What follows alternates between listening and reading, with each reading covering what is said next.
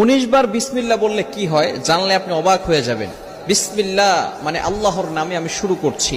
পবিত্র কোরআনুল কারীমের ভিতরে সর্বপ্রথম কিন্তু আল্লাহ তাআলা বিসমিল্লাহির রহমানির রহিম দিয়ে শুরু করেছেন, ঠিক কি না?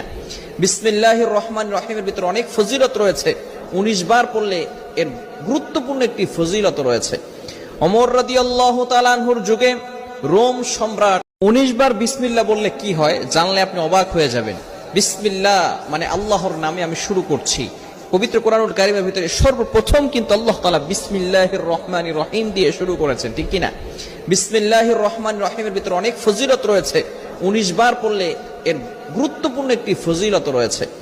ওমর রাদিয়াল্লাহু তাআলা আনহুর যুগে রোম সম্রাট একবার ওমর রাদিয়াল্লাহু তাআলা আনহুর কাছে এসে হাজির হলেন। বললেন, ইয়া আমিরুল মুমিনিন খলিফাতুল মুসলিমিন, আমার মাথায় প্রচন্ড ব্যথা। ওমর রাদিয়াল্লাহু তাআলা আনহু এমন একটা টুপি সেই রোম সম্রাটকে দান করলেন।